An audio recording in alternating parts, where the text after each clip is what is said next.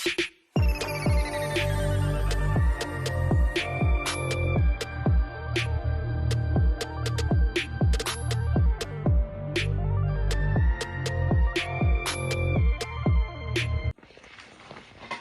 guys, this is Lepis from the A&O Show. Welcome back. Today I will be reviewing the movie If by Ryan Reynolds, and I'm gonna start off with my pre-expectations, and then I'm gonna go into what I thought of the movie, and the final rate. All right. So, based on the trailers that I saw, I am a fan of Ryan Reynolds. You know, it's not the trailers normally show like it's about imaginary friends and stuff like that. It looks more like a kids movie, more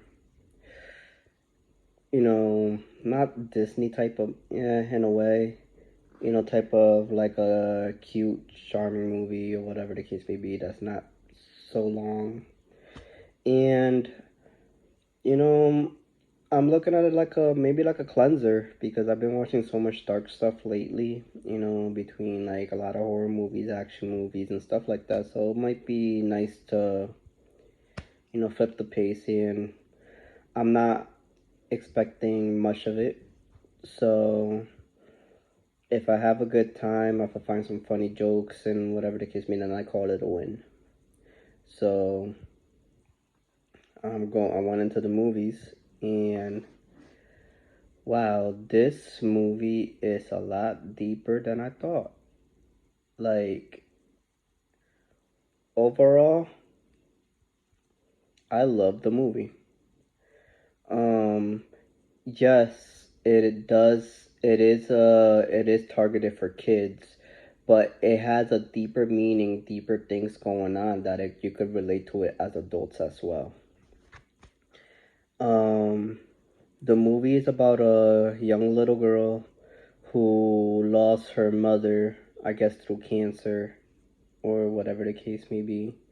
And her dad is going through treatment, so she moves back to New York to go visit and be with her dad. And through that, basically, while her dad gets treatment, she's also staying with her grandmother. So she goes back to her old room. As she was a child, basically, she had a lot of creativity, a lot of imagination. As you're a kid, it's just like your mind is a free world without, with less of the stress, less of the burdens and trauma and stuff like that. So, when obviously growing up, all of us would, eventually get less and less creative, less and less imaginative, and that's where the main meat of the movie comes in. So when she comes back, her dad is like optimistic and whatever, and she's more like, I'm not a kid, like I'm already going through a lot or been through a lot, losing her mother, like she has a little bit of trauma building in, so. But when she comes back, she starts seeing imaginary friends, and when they start noticing like the guy, which is Ryan Reynolds, and then he has like a whole little fictitious of imaginary friends that he kind of like runs in. His job pretty much is to find lost imaginary friends and hook them up with a child in need for them. But the issue is that childs nowadays, they don't see imaginary friends, or more into their phone, their technology and stuff like that. So it's a hard pairing to find a lot of people. So what happened is when us grown-ups grow up, they lose their imaginary friend, and the imaginary friend gets abandoned. And I don't know, I look at it like a double meaning in a way. Like, it's true. It's almost like our creativity and everything gets to manage. Like, the older we get, the more we just deal with life, work, stress, relationships, and whatever. We really forget what our core creative side is inside. And it's sad to say that even nowadays, younger people are getting less, kids are getting less imaginative because they're growing up too fast, you know, and it's a thing that's not really talked about or touched on that much. So I'm really glad like this movie really like touched on it because it made me reflect a lot. I'm like, huh. Not like I ever had an imaginary friend or anything like that, but I used to be so more open minded, so more creative, so more stress free when I was younger. And then when it became adulthood, it's just like I don't remember when's the last time like my mind or stuff like really constantly got creative or I felt at peace, you know. Anyways, so her and Ryan Reynolds at the end, like first he rejects her, you know, like they didn't want her help. But then they ended up teaming up because she wanted to know more about it while her dad got the, you know, the treatment for whatever he has. I don't know if he has cancer or some type of thing that was lethal. Well, not lethal, but, you know, it was worrisome. And she for distraction, you know, and stuff like that. And like she could see, she's one of the few kids who could see the imaginary friends when nobody else can see.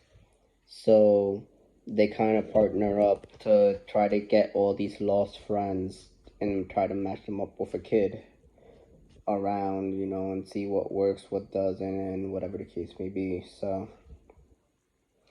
and like I said, there was some funny moments, there was some cute moments and stuff like that. But then, you know, I feel like she was in the in between, and that character, the girl, she played the role so good. By the way, like between her, Ryan Reynolds, Krasinski was dad. Like they all played their role so good, and it was difficult for them to find. I think she was in the middle of having traumatic experience with her dad, plus trying to find a creative to find people to actually that needs imaginary friends or need help or anything like that. So it wasn't working, like matching up with other kids because kids wouldn't be able to see them if they didn't believe in them. So towards the end, they figured out that maybe the second message and the main message is they started pairing them up with the the original their original child now grown up, and the lesson is that they need the imaginary friends now. They need somebody now more than ever. So they started pairing one by one, each with their original creator who have left because adulthood has been very, very hard on them. And maybe they need an extra hand or somebody to talk to or whatever the case may be. And it was a win win for both of them. So she started realizing like if you pair like, this imaginary with his old child, now obviously as an adult, and right now, each one of the adults right now is going through their own trials and tribulation. And like I said, it really hit home a lot that, they